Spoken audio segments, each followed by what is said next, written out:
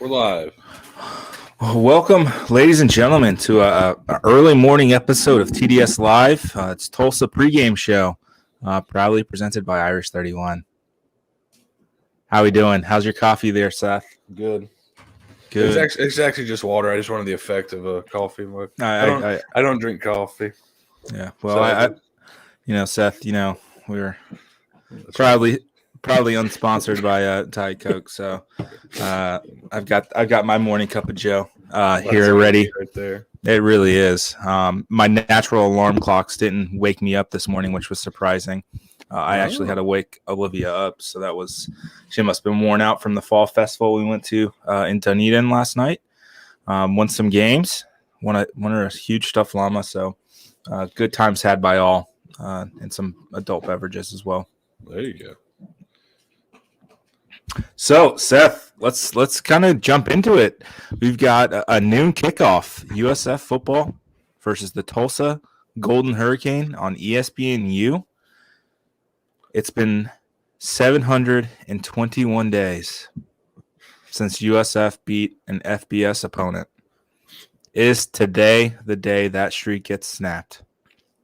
I think it's got a good chance. We'll go ahead and look at the kind of the team talent, and this is probably, besides the FAMU game, the first game this year. I think that they're pretty much, USF is probably a lot more talented than the team they're playing, just based on high school rankings. Obviously, guys can outperform their high school rankings, and you've seen some USF guys do that as well. But this is kind of the first time it appears that USF would probably have a clear talent advantage.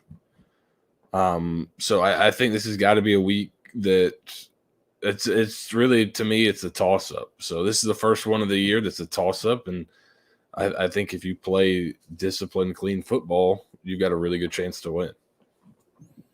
Absolutely. I wrote in the preview that went out yesterday afternoon that this is the first winnable game that you've played outside of FAMU, right?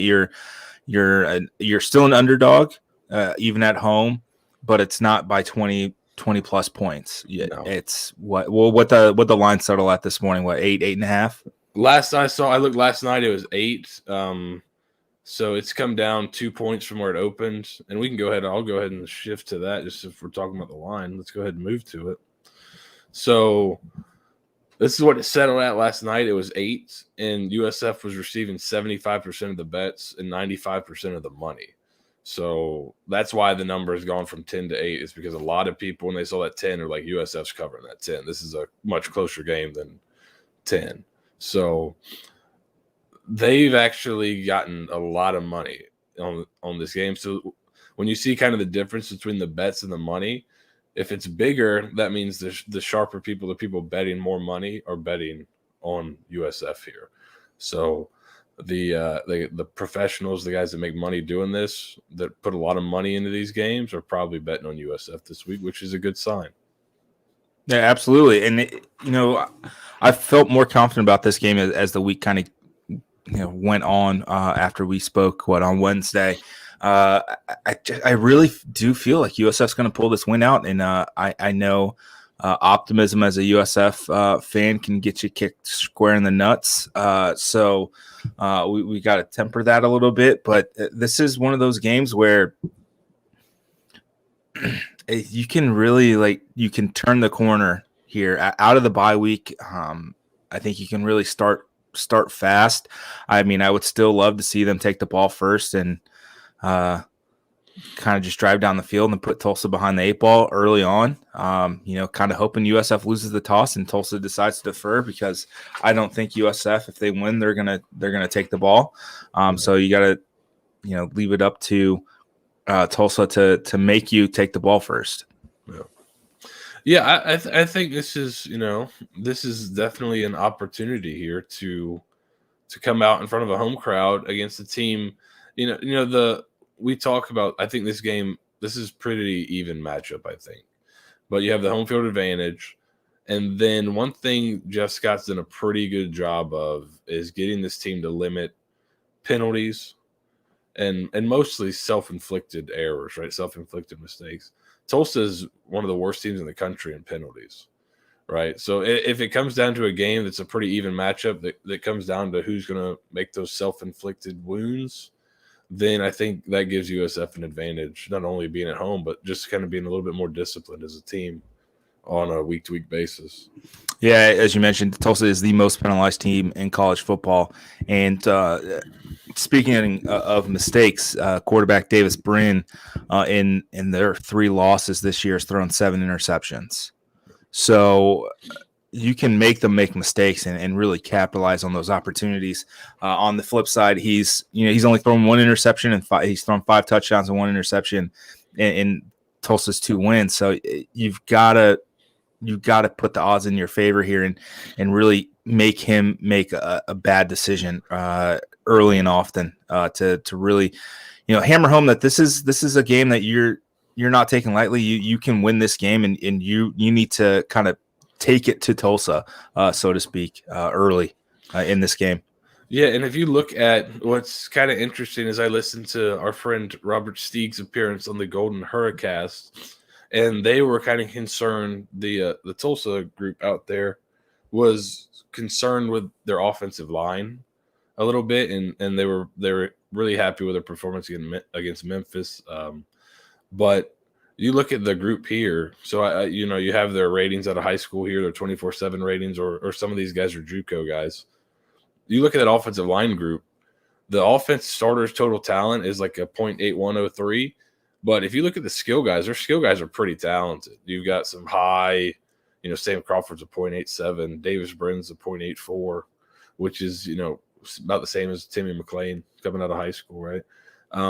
They got some good skill guys, but their offensive line, their ratings are much lower than USF's guys coming out of high school. So that's kind of interesting that you feel like if you can get some pressure up front or cause them some problems up front with that group, that you may have a talent advantage there. And if you can cause problems, then that's where you can get those interceptions and that kind of stuff. So that's I think those are the keys to the game is, can you cause some turnovers? And I think that's something they're stressing this week. I saw that on the team site, they talked about causing turnovers this week. Can you cause some turnovers and can you play clean, like penalty free? Because you got to feel like Tulsa being the worst in the country and penalties is definitely gonna have some on their side. So play clean football. I think you got a really good chance to win this game in front of your home crowd. Yeah, absolutely. And on the defensive side of the ball for the Bulls, looks like they're going to get some help in the secondary. TJ Robinson and Jalen Herring are expected to suit up. We'll know more when we get to the stadium in an hour or so. But help that bye week couldn't have come at a better time, right?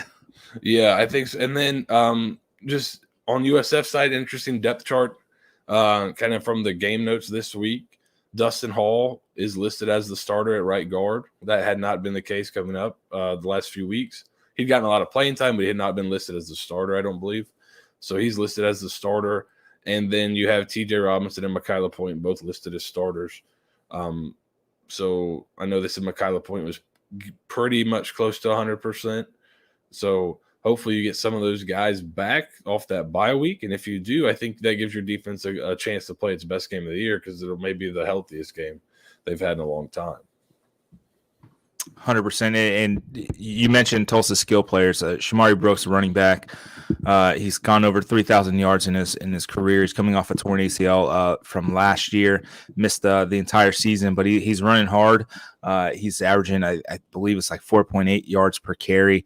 And then the 2 other backs behind him are also averaging well over 5 yards a carry, and all 3 backs have at least one 100-yard rushing game in the season. And then Sam Crawford, Josh Johnson, and Juan Carlos Santana are all playmakers for Tulsa. Josh Johnson leads the team with 35 receptions, and the next closest 2 guys have 19. He is your beginning and end as a target for Davis Brin. Yeah, he's Josh Johnson is, like as you said, leading receiver. He's averaging 80 yards a game. He's got 2 touchdowns. Sam Crawford is next, 19 catches, 61 yards a game. And then Juan Carlos Santana is averaging 47 yards a game.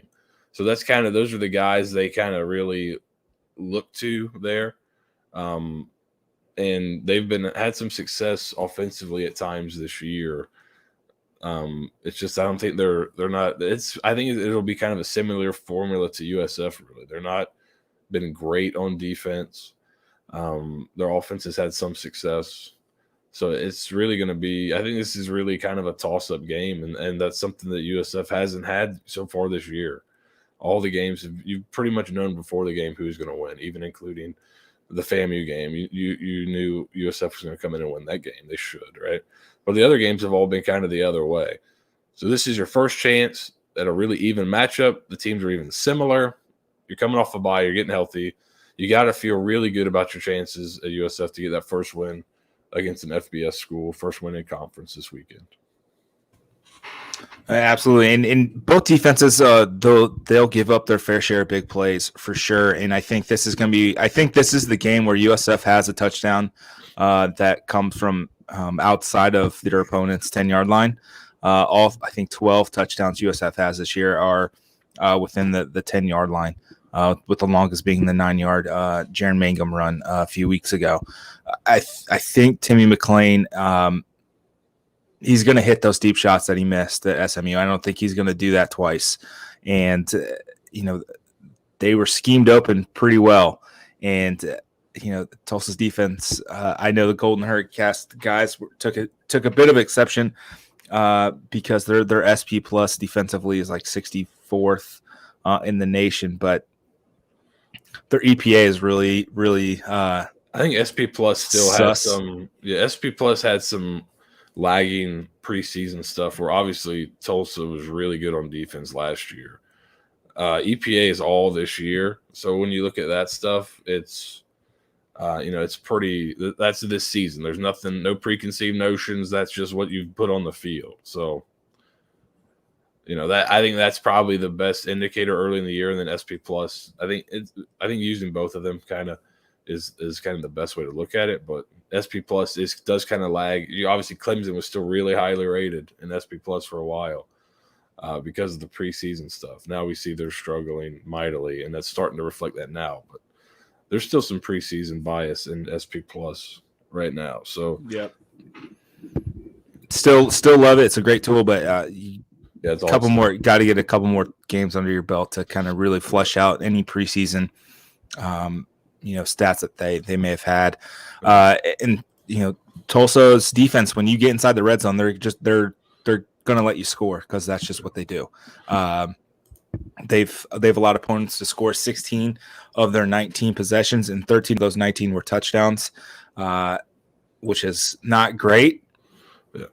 And then offensively, they're not as good in the red zone as you would expect from a team that's put up 40 points a couple times this year. Yeah, so we talked about this on the podcast. So I'm just going to throw it up now for people who didn't see it. A really advanced stats preview. But what Nate's talking about here is Eckel is Parker. He's Stats O War. He does all these Stats O War on Twitter. Eckel is basically quality drives that either have an explosive play touchdown or you get a first down inside the opponent's 40. So it's all about – so when you get in this points per Eckel, that's do you finish drives, right? They're 106 in finishing drives. USF is 118 offensively. So that's going to be, I think, the other key. We talked about against BYU, but who can finish their drives when they get those quality drives? Because I think both teams will be able to move the ball a little bit, but it'll be who gets held to field goals and who can cash in for touchdowns. Absolutely. Seth, we've talked about it ad nauseum, the Marino rules, the red zone, roulette, as Bud likes to call it, third down. So if there's one thing USF, really, really needs to hone in on to really kind of push them over the edge to finally get that win after 721 days, is there one or two things that you need to see today? I think in this game in particular, and these are key in every game, really, like you said, the Marino rule stuff that I coined. But third downs, obviously, staying on the field offensively, because I think this is going to be based on the defenses, this should be a relatively high-scoring game. I think Tulsa is going to be able to score on your defense, so you got to stay on the field, give them opportunities. And then on the other side of that, turnovers. So if it's a high-scoring game and you can turn your opponent over, you just give yourself extra possessions. So if you're playing well, you give yourself extra possessions, that's obviously going to help you score more points on offense. So those are the two keys. I think if they win those, they probably win the game. If you win the turnover battle and the third down battle, I think you could look at those two and say USF won this game. If they lose both those, I think you have a really tough time winning this football game. So those are kind of the two keys. If you can give yourself extra possessions, because I think your offense is going to play well. So give that good offense extra possessions. And that also may mean going for it on some 4th and shorts maybe, on that 4th and 5 at the 35. You might want to go for that one this week. Yeah, I don't think if he does that again, he's going to get away with it. He can't keep getting away with this. Nate, do you have anything on this question from Catherine here?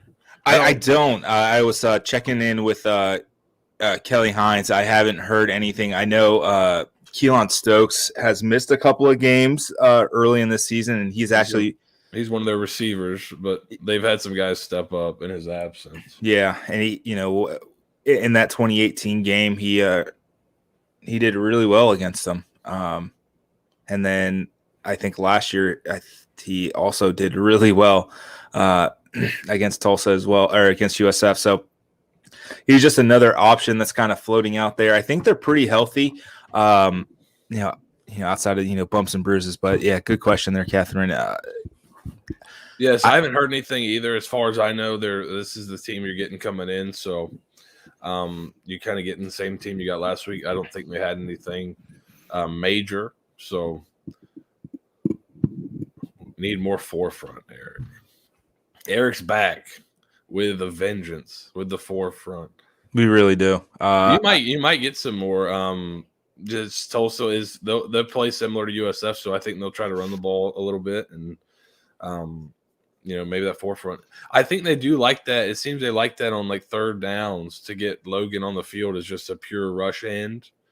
Maybe they don't feel super comfortable with him holding up in the run game down to down, but it seems like he's a guy they definitely want to get on the field when it's 3rd and long and he can just rush the passer, because he's the guy that beat SMU's tackle, who they hadn't given up a sack all year, beat him off the line with a great job with his hands, forced that ball to get up in the air, and then you got the interception by Boyles there. So I think you'll see some more on 3rd down. I don't know if you'll see more in that kind of down to down, early down range. Yeah. My expectation for this game, I picked USF to win 45-41.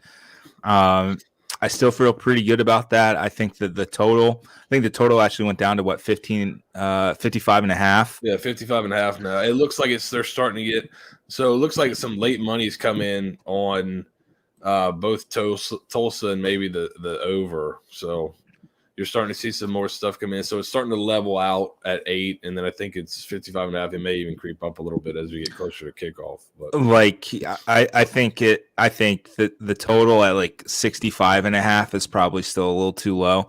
And I'm no gambling expert, but just knowing what this USF defense can't do, and knowing what the Tulsa offense likes to do, that they can throw the ball around pretty well. If they don't make any mistakes, and they've got the talent to really frustrate a defense.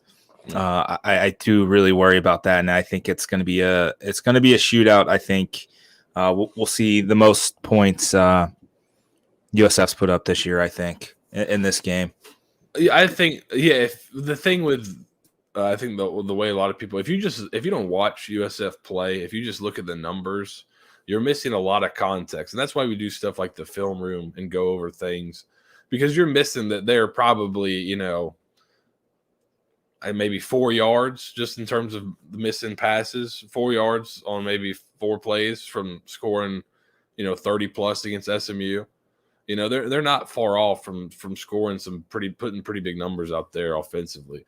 If you just look at the totals from the games, obviously you're going to think, especially the early season when you get shut out at North Carolina State, that's going to taint a lot. But if you start looking here on this sheet that Parker made here, if you look at the the EPA per pass, EPA per rush, USF's offense is kind of middle of the road offense, like average, which they've been well below average for a while. They've been in the hundreds for a lot of things.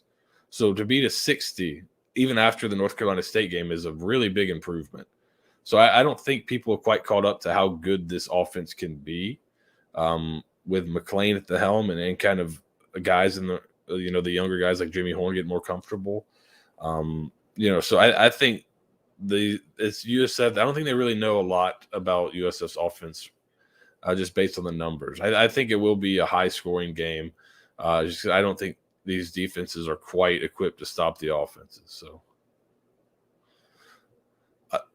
another good question here by Catherine. Hearing them, the Tulsa people talk about special teams, they feel like they're not very good on special teams.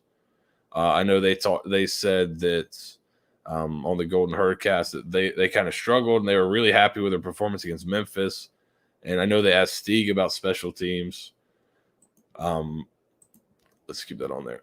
They asked Stieg about special teams, and Stieg thought that might be an advantage for USF. So I think that obviously will be important. But you can see here, field position has not been great for either team. So Tulsa's basically starting on the 25 every drive, just about. Mm-hmm. USF is as well. That happens when your defense gives up a lot of touchdowns because they kick off. It's a touchback. You take the ball at the 25. So when your defense is giving up a lot of touchdowns, you're probably going to start at the 25-yard line a lot.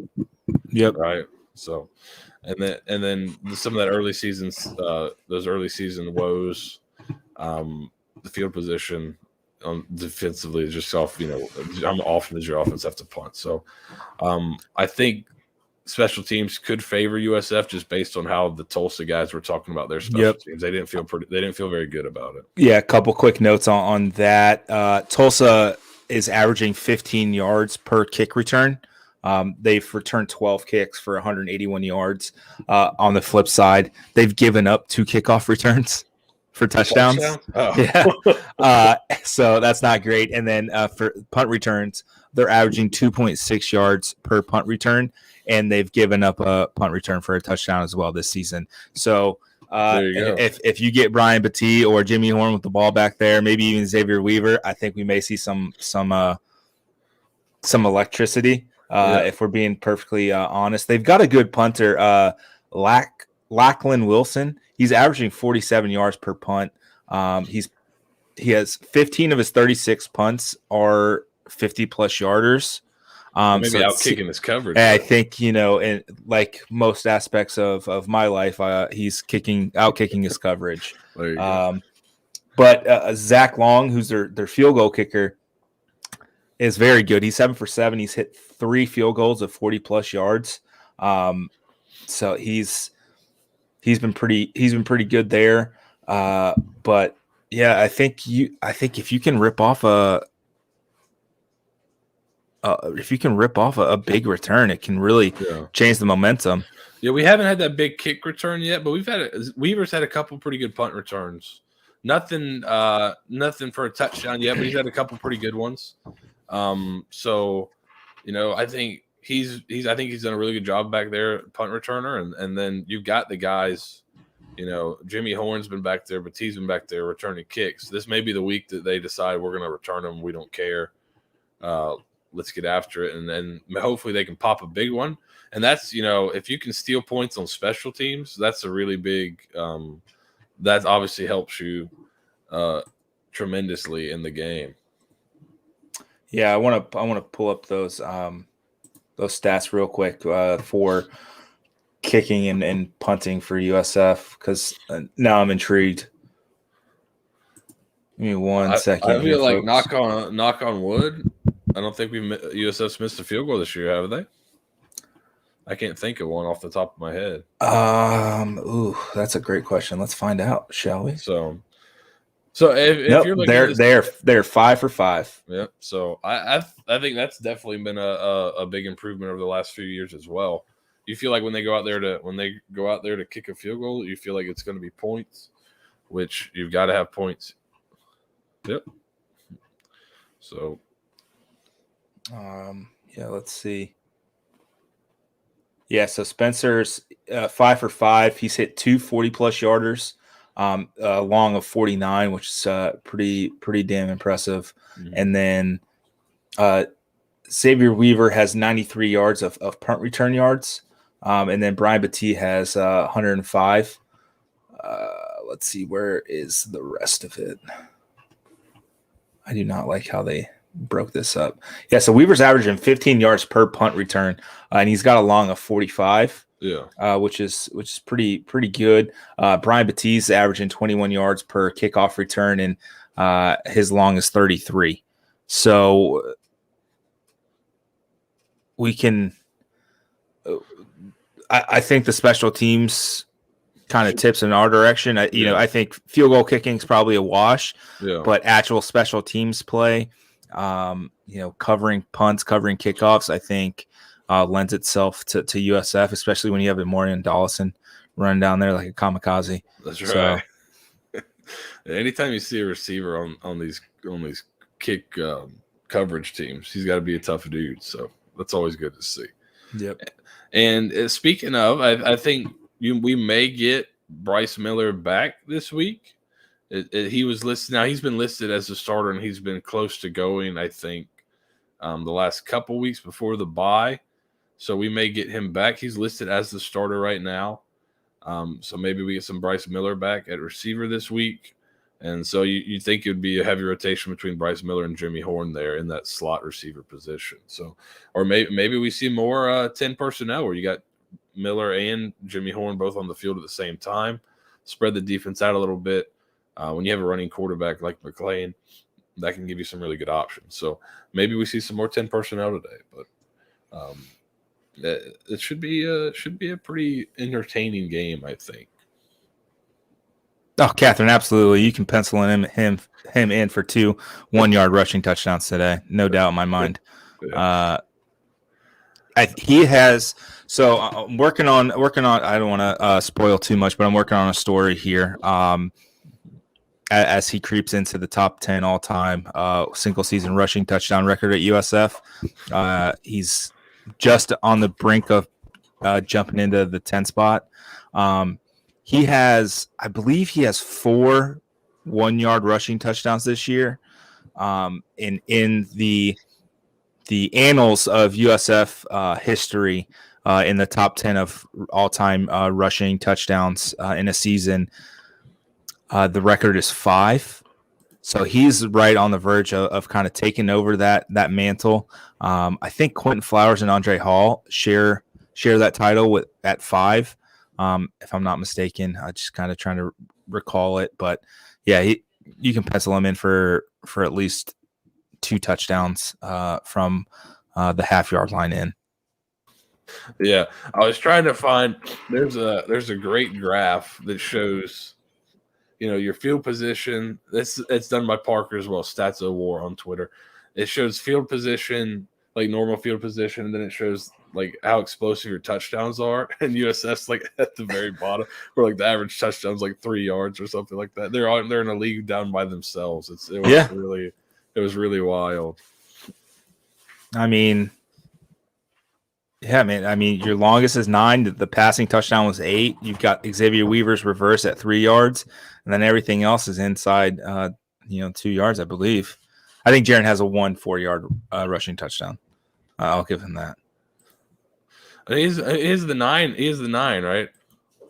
There you go. Here I found it. So this is the average starting field position, and then this is the yards per touchdown. This is 0. This is 10. Here's your USF. You can see they're very close to the 1 to 2 yard range. So a ton of getting the ball down to the 2 yard line and handing it to Mangan and letting him bulldoze his way in. So so here's the the average, like the vulture he is. Yes, he's a Spider-Man villain. He really is. But I think that's it. We got Seth. We're bumping up against time, man. We gotta get ready and head down there. Yeah. We'll be live after the game. I'm gonna make sure I bring the right equipment this time, and we'll be live, and we'll talk after the game. Make sure you tune in noon o'clock. ESPNU. That's right. USF versus Tulsa. USF searches for their first FBS win in 721 days. Yeah. Let's do this thing. Football's back. It was a great bye week, but I'm glad football's back. Let's get into it. Go Bulls. Go Bulls.